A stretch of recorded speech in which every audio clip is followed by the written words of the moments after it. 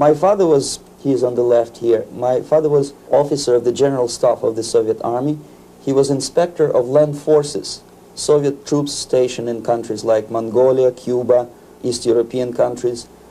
This is the picture taken at the entrance of my Institute of Oriental Languages. It's a part of Moscow State University. As every Soviet student, I was, quote-unquote, volunteering for harvesting grain in Kazakhstan. By the end of my training in school, I was recruited by the KGB. This picture was taken on that day, and you can see again how happy it feels to be recruited by the KGB. Pay special attention to number of bottles on the table. One of my functions was to keep foreign guests permanently intoxicated the moment they land at Moscow airport. In 1967, the KGB attached me to this magazine, Look magazine. A group of 12 people arrived to USSR from United States to cover the 50th anniversary of October Socialist Revolution in my country. From the first page to the last page, it was a package of lies.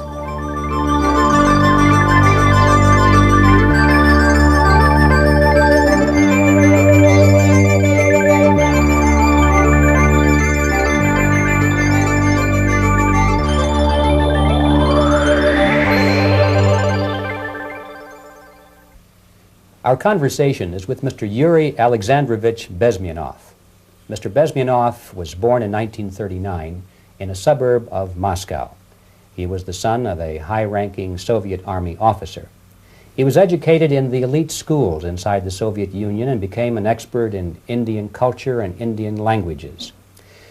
He had an outstanding career with Novosti, which was the, and still is, I should say, the press arm or the press agency of the Soviet Union. It turns out that this is also a front for the KGB. One of his interesting assignments was to brainwash foreign diplomats when they visited Moscow. And he'll tell us a little bit about how they did this and how they planted information which eventually wound up in the press of the free world. He escaped to the West in 1970 after becoming totally disgusted with the Soviet system, and he did this at great risk to his life. He certainly is one of the world's outstanding experts on the subject of Soviet propaganda and disinformation and active measures. Mr. Bezmenow, I'd like to begin by having you tell us a little bit about some of your childhood memories. Well, the most vivid memory of my childhood was Second World War, or to be more precise, the end of the Second World War, when all of a sudden United States, from a friendly nation, which helped us to defeat Nazism, turned overnight into a deadly enemy. And it was very shocking because all newspapers were trying to present an image of belligerent, aggressive American imperialism. Most of the things that we were taught is that United States is aggressive power, which is just about to invade our beautiful, free socialist country, that American CIA is dropping Colorado beetles on our beautiful potato fields to eliminate our crops, and each schoolboy had a picture of Colorado bug on the back page of his notebook, and we were instructed to go into collective fields to search for those little Colorado bugs. Of course we couldn't find any, neither we could find many potatoes, and that was explained again by the encroachments of the decadent imperialist power. The anti-American paranoia, hysteria in the Soviet propaganda was to such of such a higher degree that many less skeptical people or less stubborn would really believe that United States is just about to invade our beautiful motherland, and some secretly hope that it will come true. That's interesting. Yes.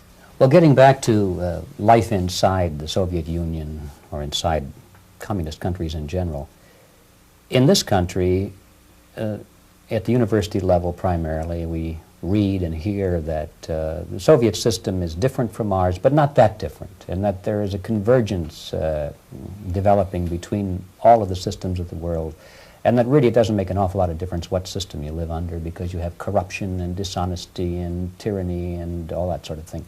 From your personal experience, what is the difference between life under communism and life in the United States? Well, life is obviously very much different for simple reason that the Soviet Union is a state capitalist economically. It's a state capitalism where an individual has absolutely no rights, no value, his life is nothing, it's just like an insect. He is disposable, whereby in the United States even the worst criminal is treated as a human being, he has a fair trial, and some of them capitalize on their crimes. They publish their memoirs in their prisons and get handsomely paid by your crazy publishers. The differences, of course, in the daily life are very various, depending on whom we are talking about. In my own private life, I never suffered from communism simply because I was brought up in a family of high-ranking military officer. Most of the doors were open for me. Most of my expenses were paid by the government, and I never had any troubles with the authorities or with the police. So, in other words, I would say I enjoyed, or I had good reasons to enjoy, all the advantages of so-called socialist system. My main motivations to defect had nothing to do with affluence. It was mainly moral indignation, moral protest, rebellion against the inhuman methods of the Soviet system. Well, specifically, what did you object to? I objected, first of all, against oppression of my own dissidents and intellectuals. And that was the most disgusting thing that I witnessed as a young man, young student, who was brought up at a very troublesome period in our history, from Stalin to Khrushchev, from total tyranny and oppression to some kind of liberalization. Second, when I started working for the Soviet embassy in India, to my horror, I discovered that we are millions times more oppressive than any colonial or imperialist power in the history of mankind. That my country brings to India not freedom, progress, and friendship between the nations, but racism, exploitation, and slavery, and of course economical inefficiency to this country. Since I fell in love with India, I developed something which by KGB standards is extremely dangerous thing. It's called split loyalty, when an agent likes a country of assignment more than his own country. I literally fell in love with this beautiful country, a country of great contrasts, but also great humility, great tolerance, and philosophical and intellectual freedoms. My ancestors used to live in caves and eat raw meat when India was a highly civilized nation 6,000 years ago. So obviously the choice was not to the advantage of my own nation. I decided to defect and to entirely dissociate myself from that brutal regime. Mr. Bezmenov, we've read a lot about the concentration camps and the slave labor camps under the Stalin regime. Now the general impression in America is that those things are part of the past. Are they still going on today, or what is the status? Yes. There is no qualitative change in the Soviet concentration camp system. There are changes in numbers of prisoners. Again, this is unreliable Soviet statistics. We don't know how many political prisoners are there in the Soviet concentration camps. But we sure know from various sources that at each particular time there are close to 25 to 30 million of Soviet citizens who are virtually kept as slaves in forced labor camp system. The size of the population of a country like Canada is serving terms as prisoners. Incredible. So I would say that those intellectuals who try to convince American public that concentration camp system is a thing of the past are either conscientiously misleading public opinion, or they are not very intellectual people. They're selectively blind. They lack intellectual honesty when they say that. Well, we've spoken about the intellectuals in this country and also the intellectuals in the Soviet Union. What about down at the broad mass level? Do the people in general, the working people, the workers in general in the Soviet Union, do they support the system? Do they tolerate it? What is their attitude? Well, average Soviet citizen, if there is such an animal, of course, does not like the system because it hurts, it kills. he may not understand the reasons. He may not have enough information or educational background to understand. But I doubt very much there are many people who are conscientiously supporting the Soviet system. There are not such people in USSR. Even those who have all the reasons to enjoy socialism, people like myself, who were a member of journalistic elite, they also hate the system for different reasons, though. Not because they lack material affluence, but because they are unfree to think, they are in constant fear, duplicity, split personality. And this is the greatest tragedy for my nation. Well, what do you think are the chances of the people actually overcoming their system or replacing it? There is a great possibility that system will sooner or later be destroyed from within. There is a self-destructive mechanism built into any socialist or communist or fascist system, because there is lack of feedback, because the system does not rely upon loyalty of population. But until this Soviet junta is being supported by the Western so-called imperialists, that is, multinational companies, establishments, governments, and let's face it, intellectuals, so-called academia in the United States is famous for supporting the Soviet system. As long as the Soviet junta will keep on receiving credits, money, technology, grain deals, and political recognition from all these traitors of democracy or freedom, there is no hope, there is not much hope for changes in my country, and the system will not collapse by itself simply because it's being nourished by so-called American imperialism. This is the greatest paradox in history of mankind, when capitalist world supports and actively nourishes its own destroyer, destructor. I think you're trying to tell us something. Oh, in yes. This country. I'm trying to tell you that it has to be stopped unless you want to end up in Gulag system and enjoy all the advantages of socialist equality. Working for free, catching fleas on your body, sleeping on the planks of plywood in Alaska this time, I guess. That's where Americans will belong, unless they will wake up, of course, and force their government to stop aiding Soviet fascism. Well, you told us a moment ago why you left the system. I'd like to hear the details of how you did it. It must have been a very dangerous thing.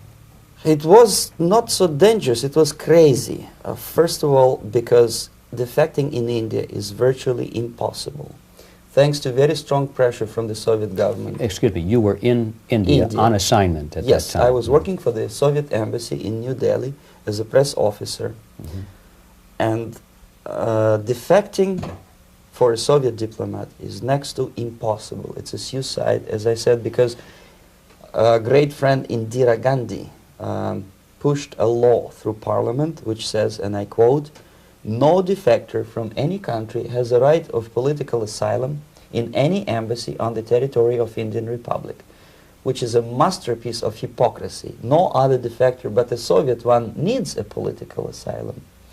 So knowing that perfectly well, I planned a craziest possible way to defect. I studied counterculture in India. There were thousands of young American boys and girls with no shoes, long hair, smoking hash and marijuana, studying sometimes Indian philosophy, sometimes simply pretending that they study. And they greatly annoyed Indian police, and they were laughing stock of Indians because obviously they were good-for-nothing students. I studied carefully where they congregate, what routes they travel, what language they speak, what do they smoke. And one day I simply joined a group of hippies to avoid detection of Indian police. I was dressed as a typical hippie with blue jeans, long camise shirts with all kind of nice decorations like beads, long hairs. I bought a wig because for several weeks I had to turn myself from a conservative Soviet diplomat into a very progressive American hippie. And that was the only way that I could avoid detection.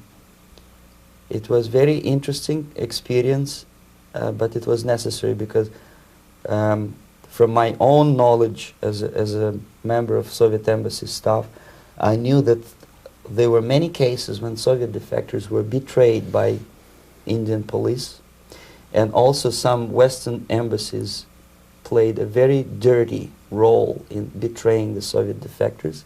According to our information, they were some, I wouldn't call them double agents, but simply amoral people working for this for the United States embassy, and confiding in people like this would be a suicide. So I had to be extremely careful. I could not trust anyone, and that was the reason for such a crazy way to defect. Well, had you been caught in the act of trying to get out, what would have happened to you? Oh, most likely I would end up in concentration camp, or, depending on the situation and on the whim of some bureaucrat in KGB, maybe even executed. This is normal practice, quietly, of course, not publicly. But that would be the end of my defection, of course. Well, when did you finally make it to the United States? In 1970, after about 6 months of debriefing in Athens by the CIA, and I presume FBI too, they let me go first to Germany, then to Canada. That was my decision. I had to change my identity to protect my family and my friends in USSR. And also I was a little bit paranoid, knowing that both Soviet KGB and probably some double agents within American system may be after me. So I wanted to settle down as far away as possible. I requested CIA to give me some kind of new identity and just let me go on my own. And I settled in Canada. I was a student. I changed many professions, from farm help and laundry truck driver to language instructor and broadcaster for Canadian Broadcasting Corporations in Montreal.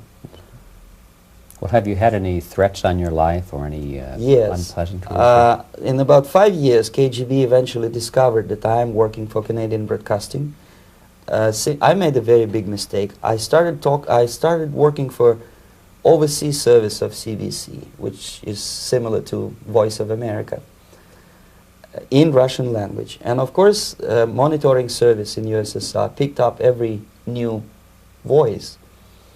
Every new announcer they would make it a point to discover who he is. And in 5 years, sure enough, slowly but surely, they discovered that I am not Thomas Schumann, that I am Yuri Alexandrowich Bezmenow, and that I am working for Canadian Broadcasting, and undermining beautiful détente between Canada and USSR.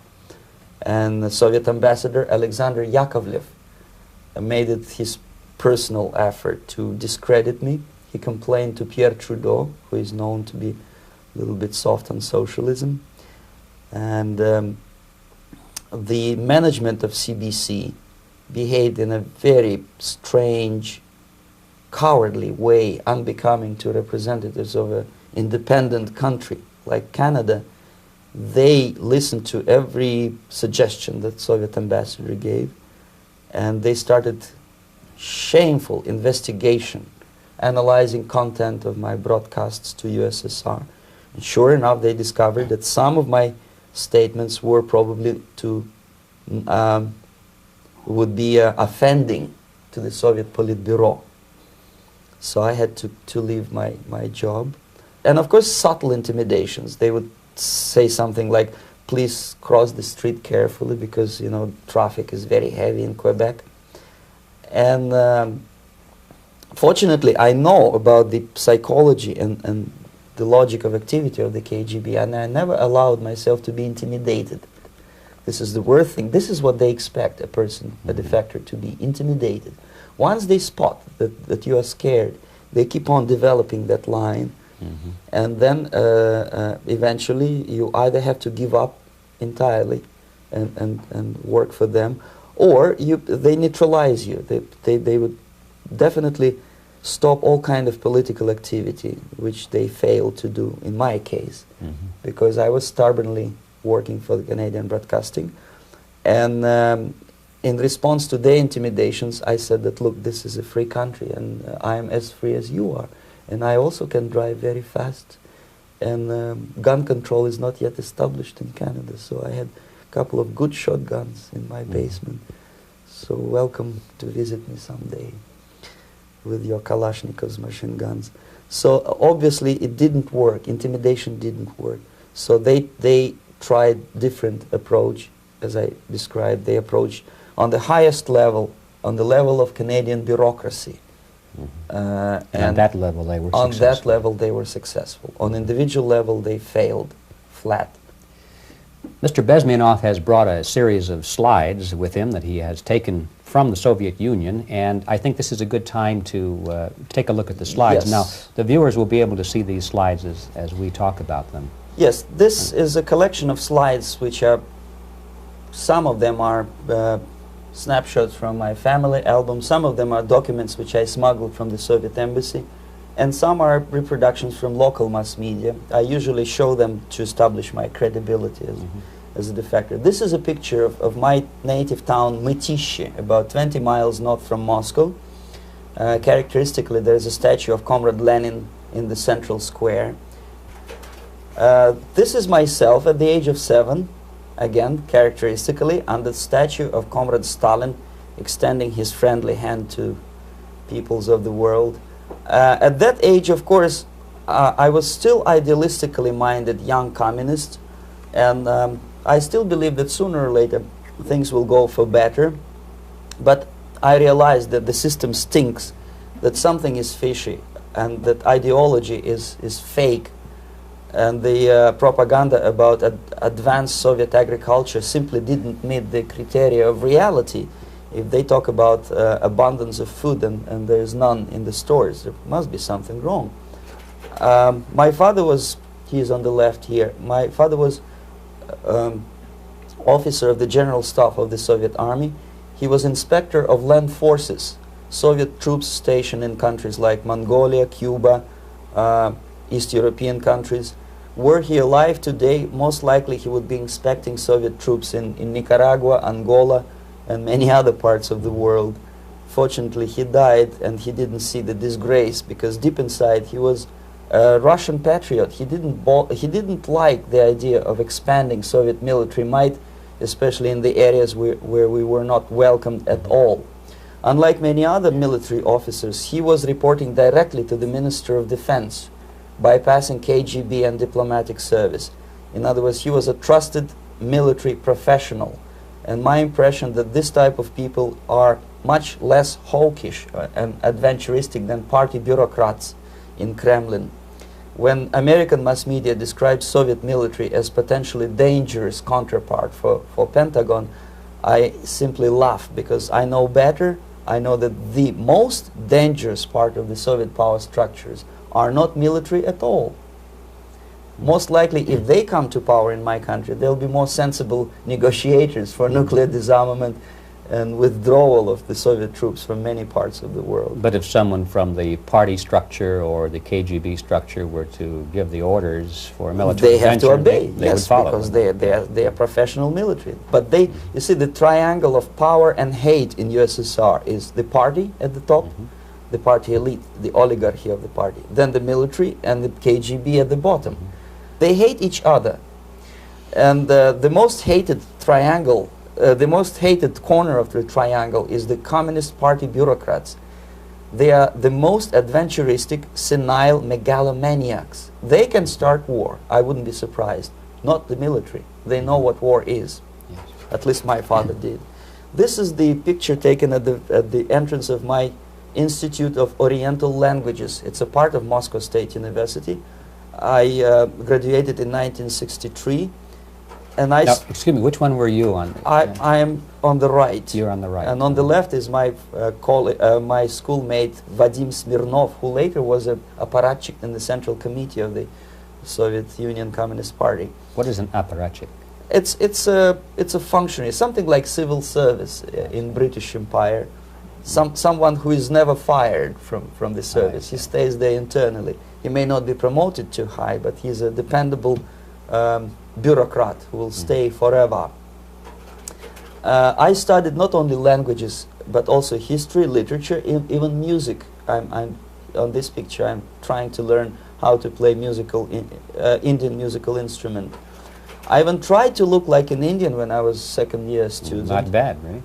Yes, actually it was strongly encouraged by the instructors in my school, because the graduates of my school were later on employed as diplomats, foreign journalists, or spies. As every Soviet student, I was quote-unquote volunteering for harvesting grain in Kazakhstan. This is the biggest agricultural blunder of the Soviet government. But I didn't have much choice, of course, because the communist motto borrowed from the Bible says, "Those who do not work shall not eat." And you can see me eating, therefore I was working, and you can see how happy I was about it. I went through a very extensive physical and military training, including the military games in areas, suburban areas of Moscow. And here, for example, we are on the tour in Arkhangelsk area. And by the end of my training in school, I was recruited by the KGB. This picture was taken on that day, and you can see again how happy it feels to be recruited by the KGB. Our conversation with Yuri Alexandrowich Bezmenov, who is a defector from the Soviet Union, a former propaganda agent for Novosti and the KGB, will continue after this message.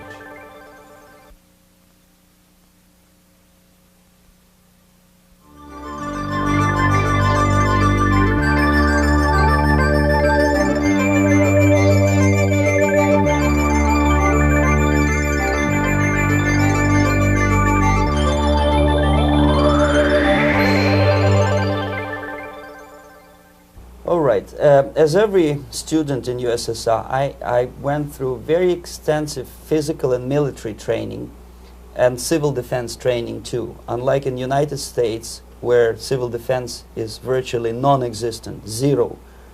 In USSR, every student, whatever his major subject, has to go through very extensive 4-year military and civil defense training.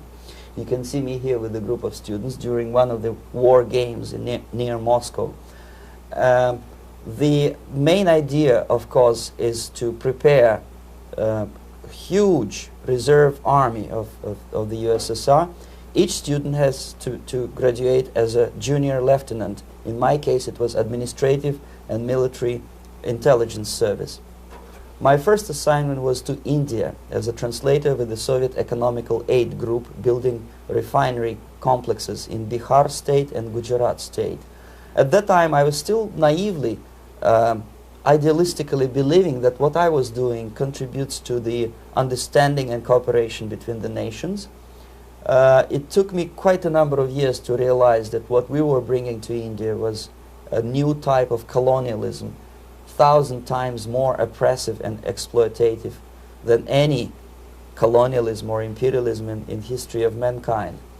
But at that time, I was still hoping that, well, maybe it's not that bad, could be worse, and things may go for better. And I even tried to implement the beautiful Marxist motto, "Proletarians of all the countries unite." I tried to unite with the nice Indian girl, and I was fascinated by Indian culture, by the family life in this country.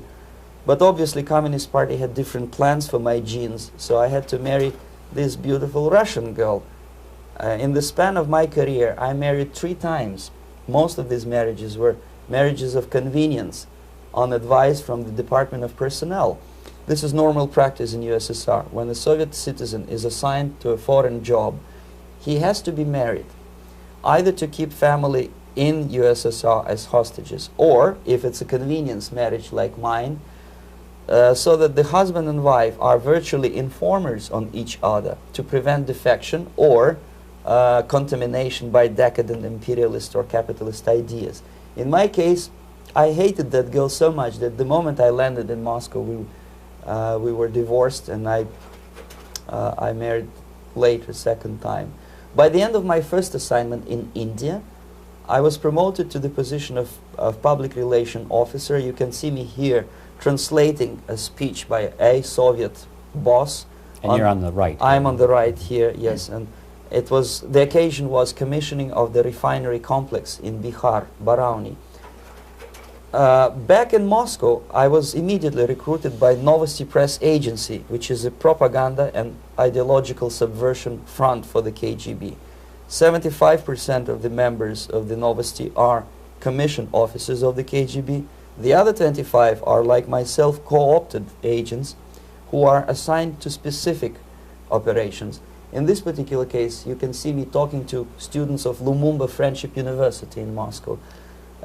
This is a huge school under the direct control of the KGB and Central Committee, where future leaders of the so-called national liberation movements are being educated and selected carefully.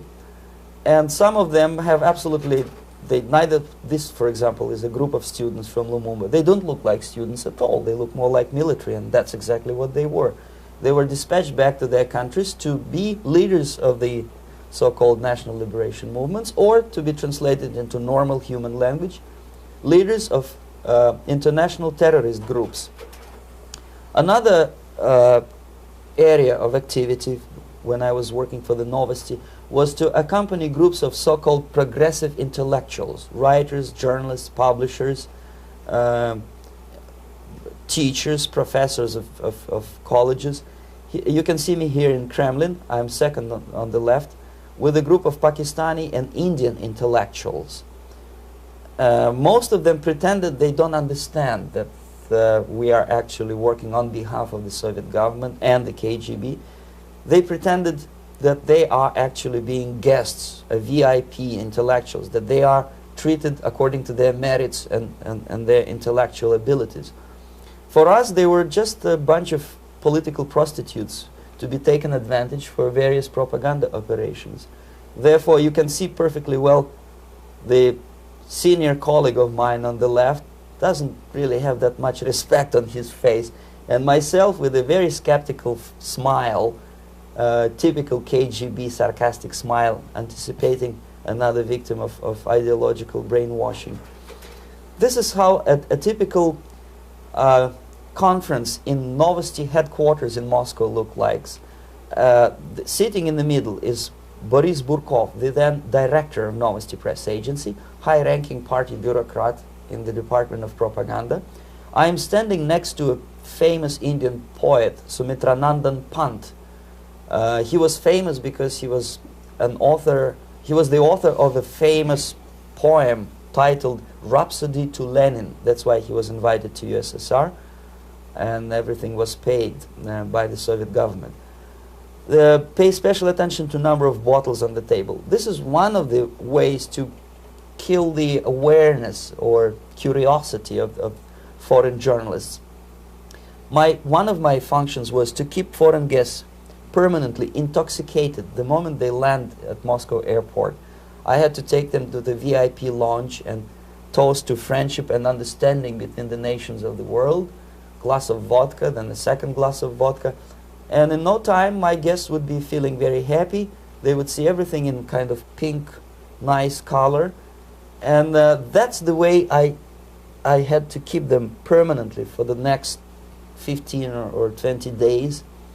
At a certain point in time, I had to withdraw alcohol from them so that some of them who are the most recruitable would feel a little bit shaky, guilty, trying to remember what they were talking last night. That's the time to approach them with all kind of nonsense, such as joint communique or statement for Soviet propaganda. That's the time they are the most flexible. And of course, what they didn't understand, they didn't realize or pretended not to realize, that myself, who was drinking together with them, was not drinking at all. I had ways to get rid of alcohol through various techniques, including special pills which were given to me by my colleagues. But they were taking it seriously. In other words, they would consume quite large volumes of alcohol and feel quite uneasy next morning. In 1967, the KGB attached me to this magazine, Look magazine. A group of 12 people arrived to USSR from United States to cover the 50th anniversary of October Socialist Revolution in my country. From the first page to the last page, it was a package of lies, propaganda cliché, which were presented to American readers as opinions and deductions of American journalists. Nothing could be far from truth. These were not opinions. They were not opinions at all. They were the clichés which the Soviet propaganda wants American public to think that they think. If it does make any sense at all. It sure does, because from the viewpoint of the Soviet propaganda, although there are some subtle criticisms of the Soviet system, the basic message is that Russia today is a nice, functioning, efficient system supported by majority of population. That's the biggest lie. And of course, American intellectuals and journalists from Look magazine elaborated on that untruth in various different ways. They intellectualized that lie. They found all kinds of justifications for telling lies to American public. Excuse me, it was partly your job to make sure that they got these ideas, yes, and accepted them as their own ideas. Right. Actually, even before they arrived to USSR, and they paid astronomical sum of money for that visit, they were submitted, this Novosti Press Agency developed so-called backgrounders, 20-25 pages of information and opinions which were presented to the journalists even before they bought their tickets to Moscow. They had to analyze the situation, and judging on their reaction to that backgrounder, the local Novosti representative or local Soviet diplomat in Washington, D.C. would assess whether they be given visa to USSR or not. So but they were selected ahead of time. Oh yes, they were pre-selected very carefully, and there is not much chance for honest journalists to arrive to USSR and to stay there for 1 year and to bring this package of lies back home. This, for example, is a centerfold of the Look magazine. They presented this monument erected by Communist Party in Stalingrad as the symbol, personification of Russian military might. And they said in the article, which is published on the site, that Soviets are very proud of the victory in the Second World War. This is another big myth, a lie. No sensible people would be proud to lose 20 millions of their countrymen in a war which was started by Genosse Hitler and Comrade Stalin and paid by American multinationals. Most of the Soviet citizens look at this type of monuments with disgust and sorrow, because every family lost father, brother, sister, or child in the Second World War. Yet American journalists who were trying to appease, to please their hosts, presented this picture on the centerfold as the symbol and personification of Soviet national, they call it Russian national spirit. And it was greatest misconception and a very tragic misunderstanding. Of course, Look magazine was not distributed in USSR. The main audience was in United States. But I presume that many Americans, millions of Americans who were reading Look magazine at that time, had absolutely wrong idea about the sentiments of my nation, about what the Soviets are proud of and what they hate. This is a group, you see the same lady with the sword in Stalingrad. This is the group of journalists. Myself is in the center with the same devilish smile. And Mr. Philip Harrington is on the extreme left there with his camera. This is the gentleman which was so deaf or so uninterested in what I had to say to him. This is the same picture, a blow-up of the same picture. Many guests from various countries, in this particular case from Asia and Africa, were taken by me as a Novosti Press Agency employee for a tour across Siberia, for example. We would show them typical kindergarten, you see, nothing special by American standards, just nice children sitting, eating their breakfast or lunch. What they could not understand, or they pretended not to understand, that this is an exemplary kindergarten. This is not the kindergarten for average person or average family in USSR. And we maintain that illusion in their minds. You can see myself under the red spot in the middle there, with the same business-like expression. I'm doing my job. That's what I'm assigned to do, and that's what I was paid to do. But deep inside, I still hope that at least some of these useful idiots would understand that what they are looking at has nothing to do with the level of affluence in my nation. This is a better picture which reflects the true spirit of the Soviet childhood. This picture was printed in a Canadian government publication by mistake. In the middle you can see children playing on a small courtyard, and the caption goes, "This is a typical kindergarten in Siberia." What these idiots didn't understand, that it is not kindergarten at all. It is a prison for children of political prisoners. But there was not a single mentioning that what they were visiting actually was an area of concentration camps. And the job of people like myself to help them to not to notice that they are actually talking to prisoners. Most of the children were dressed, especially on the occasion of the foreigners' visit. Of course, there were no corpses on the ground. There were no machine gun guards. And well, it looks not very pleasant, as you see. It looks dull, but obviously it does not create an impression that this is actually a prison. Well, did any of the journalists have the curiosity to ask about prisons and that kind of thing? Yes. They were in Siberia. This Yes. is what you associate. Yes, some of them asked questions, and naturally we would give them, for the stupid question, we give them stupid answer. No, there are no prisons in Siberia. No, most of the people who you see are free citizens of USSR. They are very happy to be here, and they are contributing to the glory of the socialist system. Some of them pretended that they believe what I was telling them, and most of them, we may discuss it later, what are the motivations of these people? Why would they stubbornly bring lies to their own population through their own mass media? I have various answers to this. There is not a single explanation. It's a complex of explanations. It's fear, pure biological fear. They understand that they are on the territory of an enemy state, a police state. And just to save their rotten skins and their miserable jobs, their affluence back home, they would prefer to tell a lie than to ask truthful questions and report truthful information. Second, most of these schmucks were afraid to lose their jobs, because obviously if you tell truth about my country, you will not last long as a correspondent of New York Times or Los Angeles Times. They will fire you. What kind of correspondent are you? You obviously cannot find common language with Russians if they kick you out in 24 hours. So just by trying to be conformist to their own editorial bosses, they tried not to offend the sentiments of the Soviet administrators and people like myself.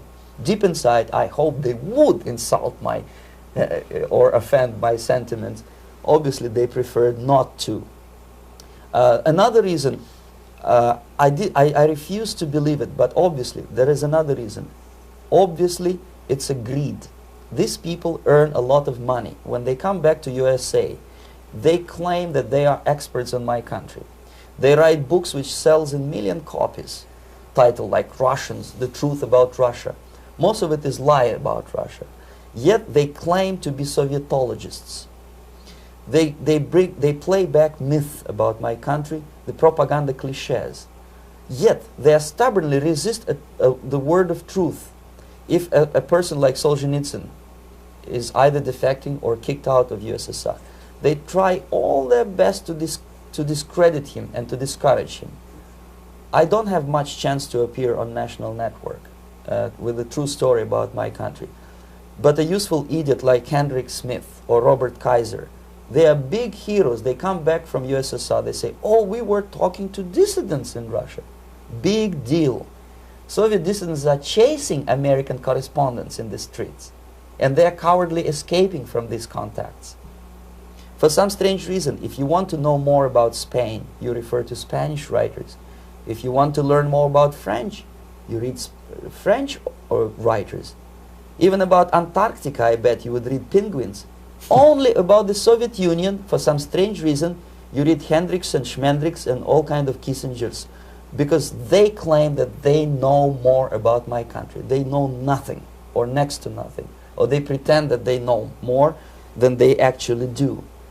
I would say they are dishonest people who lack integrity and common sense and intellectual honesty. They bring back all kind of stories like that. A kindergarten in Siberia. Omitting the most important fact, it's a prison for children of political prisoners. Another greatest example of monumental idiocy of American politicians. Edward Kennedy was in Moscow, and he thought that he is a popular, charismatic American politician who is easygoing, who can smile, dance at the wedding in Russian Palace of Marriages. What he did not understand, or maybe he pretended not to understand, that actually he was being taken for a ride. This is a staged wedding, especially to impress foreign media or useful idiots like Ed Kennedy. Most of the guests there, they had security clearance, and they were instructed what to say to foreigners. This is exactly what I was doing. You can see me in the same damn wedding palace in Moscow where Ed Kennedy was dancing here. You see, smiling. He thinks he's very smart. From the viewpoint of Russian citizens who observe this idiocy, he's narrow-minded, egocentrical idiot who tries to earn his own popularity through participation in propaganda farces like this. Here you can see myself. On the right, again, exemplary Soviet bride. On the left, 3 journalists from various countries, Asia, Africa, and Latin America. Obviously, they enjoying the situation. They will go back home and write the reports. We were present on a regular Soviet wedding. They were not present on a regular Soviet wedding. They were present, they were parts of a farce, of a circus performance.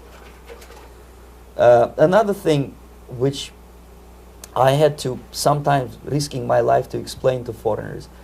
Time magazine, for example, is very critical of South African racist regime. The whole article was dedicated to the shameful internal passport system where blacks are not allowing to live with whites. For some strange reason, for the last 14 years since my defection, nobody wanted to pay attention to my passport. This is my passport. It also shows my nationality, and it has a police rubber stamp, which is called propiska in Russian language, which assigns me to a certain area of residence. I cannot leave that area, same way as this black man cannot leave the area in South Africa. Yet we call South African government racist regime. Not a single Jane Schmonda or Fonda is brave enough, courageous enough to come to media and say, look, this is what happens in USSR. I send a copy of my passport to many American liberals and civil rights defenders and all the other useful idiots. They never bothered to answer me back. This shows what kind of integrity, what kind of honesty these people are. They're a bunch of hypocrites because they don't want to recognize a good example of racism in my country. This is the first stage of befriending a professor. You can see myself on the left with the same James Bond smile. On the right is my KGB supervisor, Comrade Leonid Mitrokhin, and in the middle a professor of political science in Delhi University.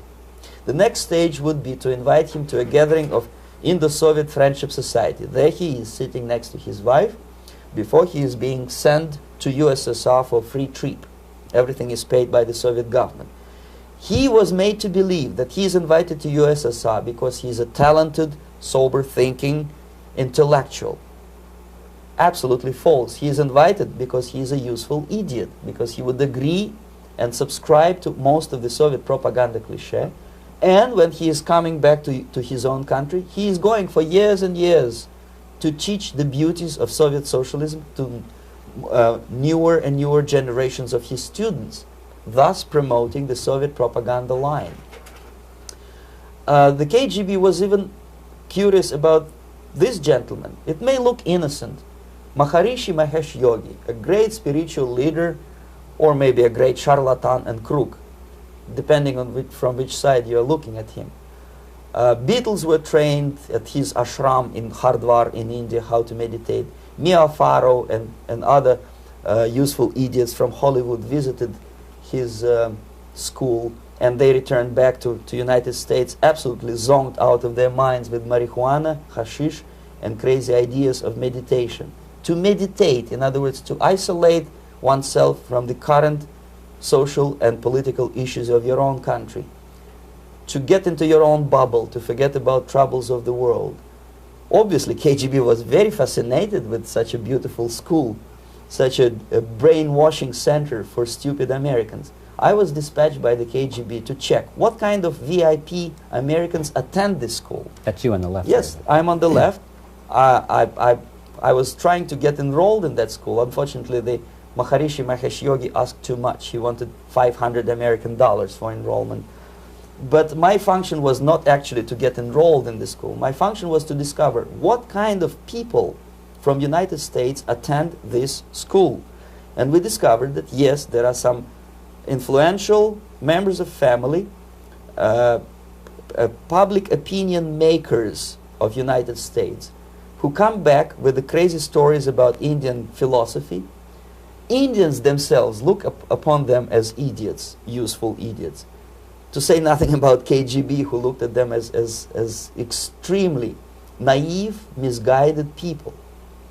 Obviously, a VIP, say a wife of a congressman, or a prominent Hollywood personality, after being trained in that school, is much more instrumental in the hands of manipulators of public opinion and KGB than a normal person who understands, who looks through this type of fake religious training. Why would they be more susceptible to manipulation? I just mentioned that because, you see, a person who is too much involved in introspective meditation.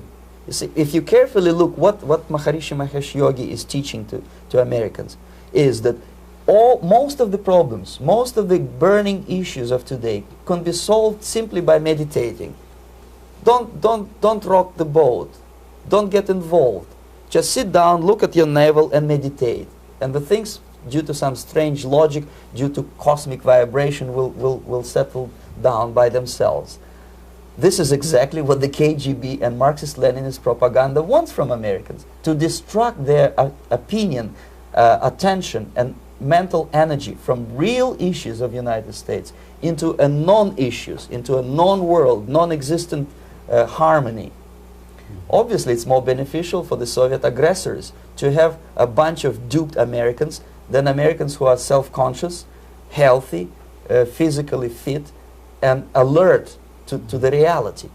Maharishi Mahesh Yogi obviously is not on the payroll of the KGB. But whether he knows it or not, he contributes greatly to demoralization of American society. And he's not the only one. There are hundreds of those gurus who come to your country to capitalize on naivete and stupidity of Americans. It's a fashion. It's a fashion to meditate. It's a fashion not to be involved. So obviously, you can see that if KGB were that curious, if they paid my trip to Hardwar, if they assigned me to that strange job, obviously they were very much fascinated. They were convinced that that type of brainwashing is very efficient and instrumental in demoralization of the United States. Our conversation with Yuri Alexandrowich Bezmenov, who is a defector from the Soviet Union, a former propaganda agent for Novosti and the KGB, will continue after this message.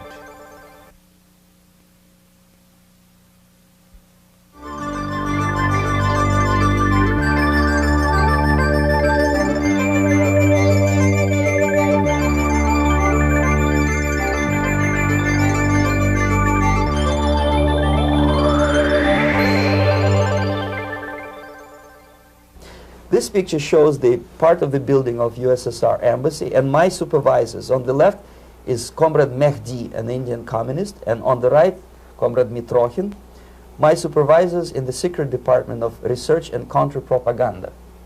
It has nothing to do with either research or counter-propaganda. Most of the activity of that department was to compile huge volume of information on individuals who were instrumental in creating public opinion. Publishers, editors, journalists, actors, educationalists, professors of political science, members of parliament, representatives of business circles. Most of these people were divided roughly in two groups. Those who would toe the Soviet foreign policy, they would be promoted to the positions of power through media and public opinion manipulation. Those who refused the Soviet influence in their own country would be character assassinated or executed physically come revolution. Same way as in the small town of Hue in South Vietnam, several thousands of Vietnamese were executed in one night when the city was captured by Viet Cong for only 2 days. And American CIA could never figure out how could possibly communists know each individual, where he lives, where to get him, and would be arrested in one night, basically in some 4 hours before dawn, put on a van, taken out of the city limits and shot. The answer is very simple. Long before communists occupied the city, there was extensive network of informers, local Vietnamese citizens, who knew absolutely everything about people who are instrumental in public opinion, including barbers and taxi drivers. Everyone who was sympathetic to the United States was executed. Same thing was done under the guidance of the Soviet embassy in Hanoi, and same thing I was doing in New Delhi. To my horror, I discovered that in the files where people were doomed to execution, there were names of pro-Soviet journalists with whom I was personally friendly. Pro-Soviet? Yes. They were idealistically minded leftists who made several visits to USSR, and yet the KGB decided that come revolution or drastic changes in political structure of India, they will have to go. Why is that? Because they know too much.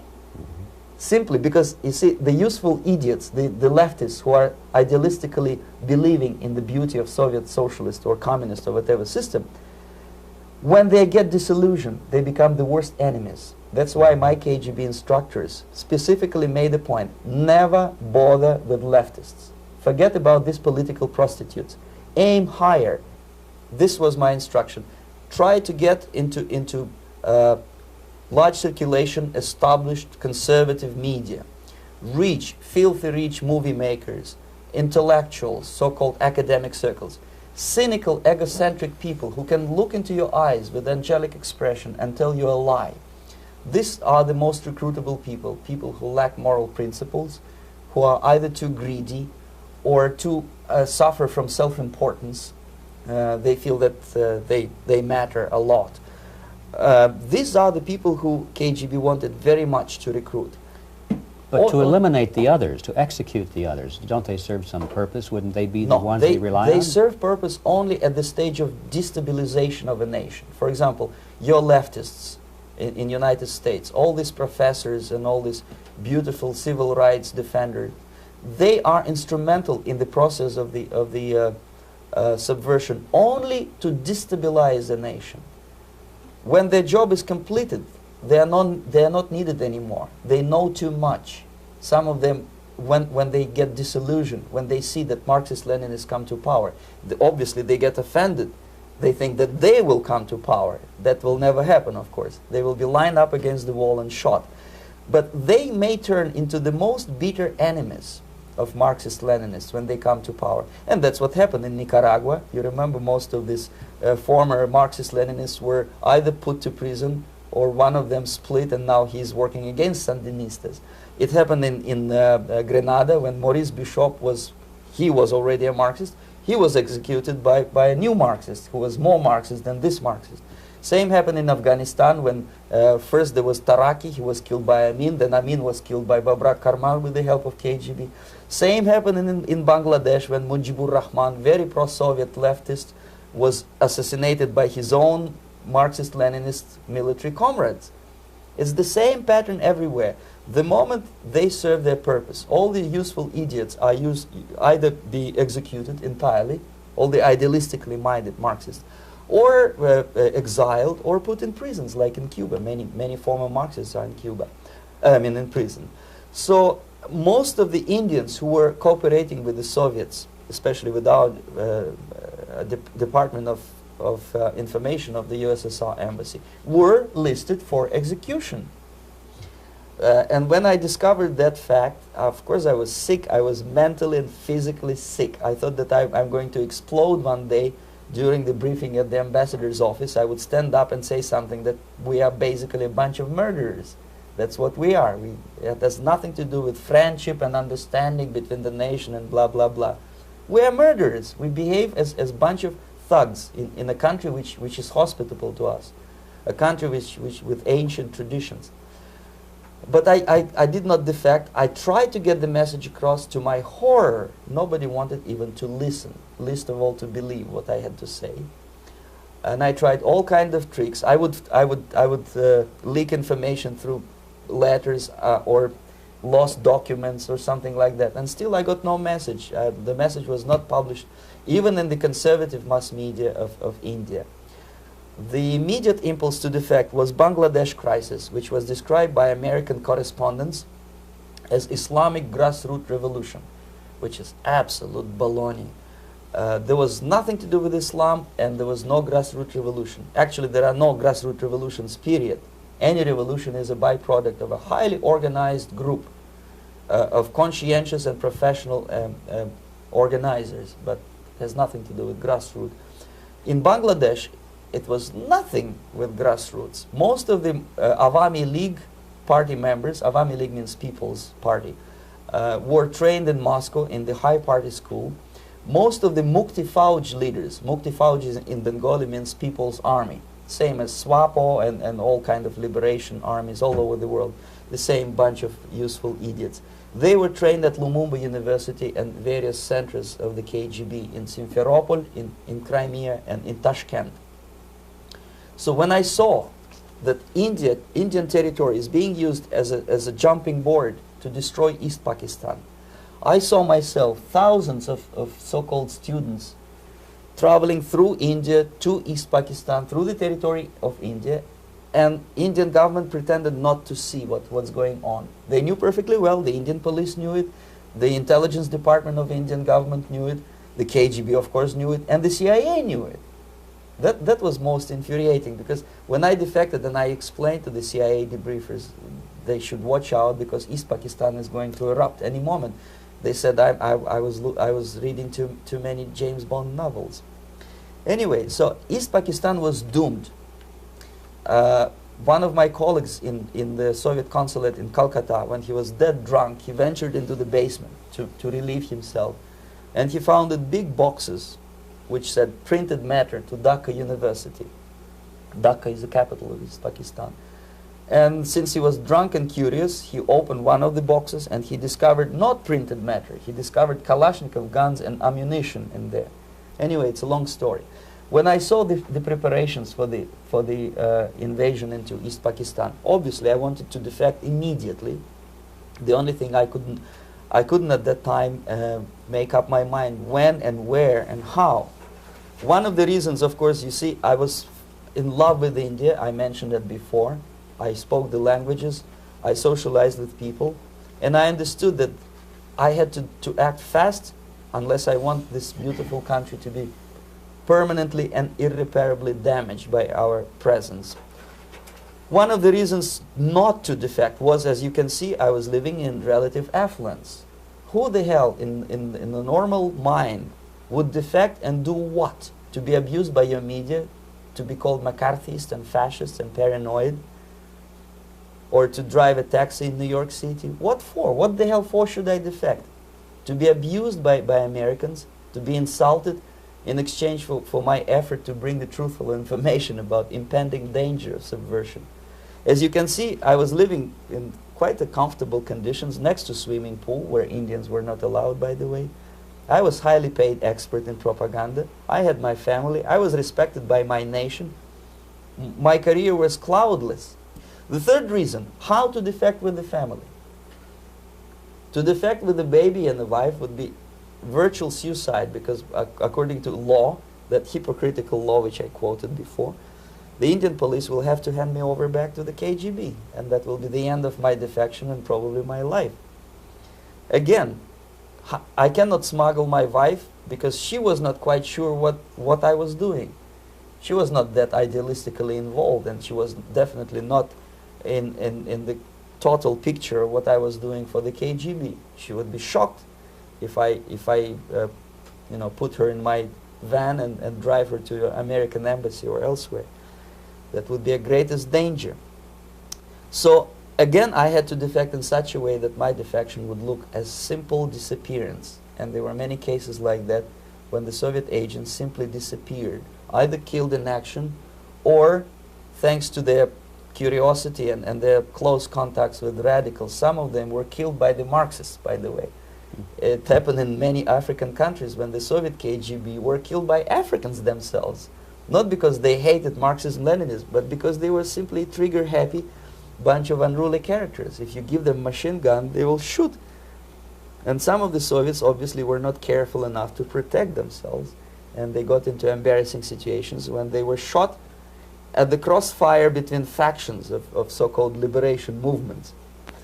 Anyway, so I decided, as I said, to study the counterculture. I decided this probably would be the best way to disappear. I socialized with characters like this. On the left, you see, he's a barefoot American hippie.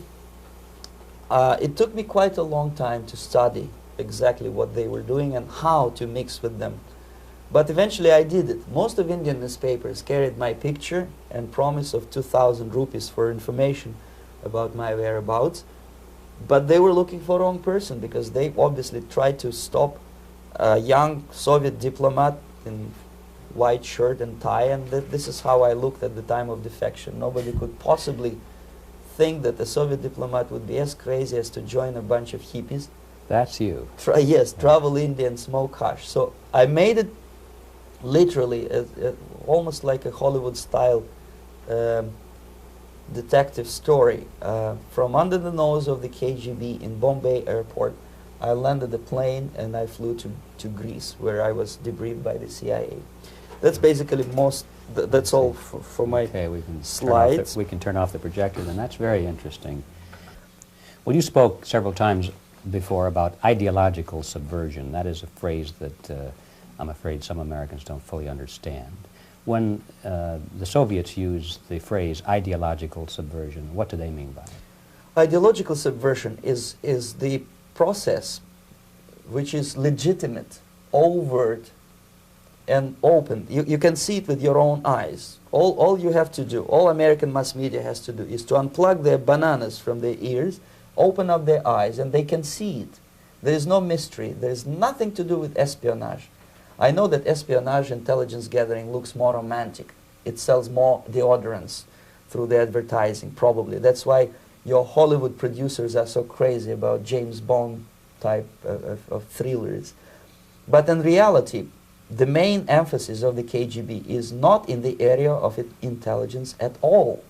According to my opinion and opinion of many defectors of my caliber, only about 15% of time, money, and manpower is spent on espionage as such. The other 85% is a slow process which we call either ideological subversion or active measures, активные мероприятия in the language of the KGB, or psychological warfare. What it basically means is to change the perception of reality of every American to such an extent that despite of the abundance of information, no one is able to come to sensible conclusions in the interests of defending themselves, their families, their community, and their country. It's a great brainwashing process which goes very slow, and it's divided in 4 basic stages. The first one being demoralization. It takes from 15 to 20 years to demoralize a nation. Why that many years? Because this is the minimum number of years which requires to educate one generation of students in the country of your enemy, exposed to the ideology of the enemy. In other words, Marxism-Leninism ideology is being pumped into the soft heads of at least 3 generations of American students without being challenged or counterbalanced by the basic values of Americanism, American patriotism. The result you can see.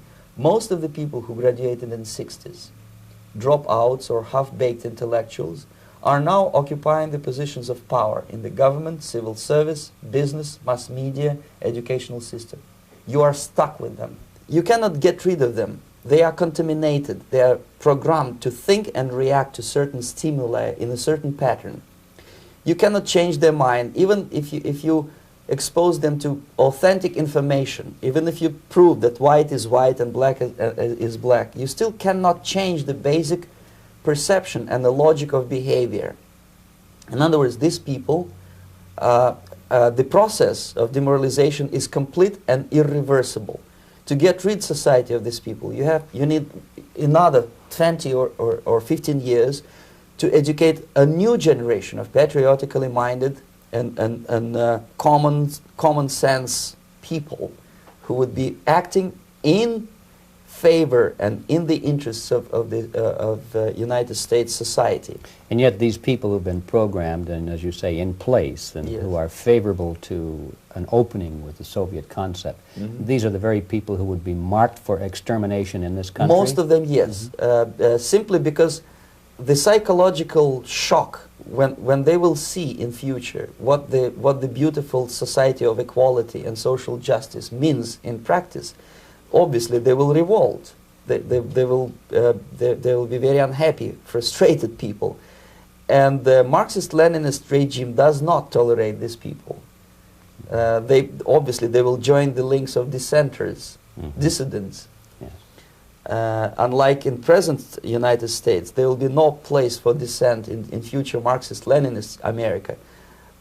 Here you can get popular like Daniel Ellsberg and filthy rich like Jane Fonda for being dissident, for criticizing your Pentagon. In future, these people will be simply squashed like cockroaches. Nobody is going to pay them nothing for their beautiful, noble ideas of equality.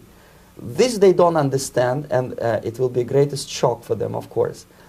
The demoralization process in the United States is basically completed already. For the last 25 years. Actually, it's overfulfilled because demoralization now reaches such areas where previously not even Comrade Andropov and all his experts would even dream of such a tremendous success. Most of it is done by Americans to Americans, thanks to lack of moral standards. As I mentioned before, exposure to true information does not matter anymore. A person who was demoralized is unable to assess true information. The facts tell nothing to him. Even if I shower him with information, with authentic proof, with documents, with pictures, even if I take him by force to the Soviet Union and show him concentration camp, he will refuse to believe it until he is going to receive a kick in his fat bottom. When a military boot crashes his, then he will understand, but not before that. That's the tragic of the situation of demoralization.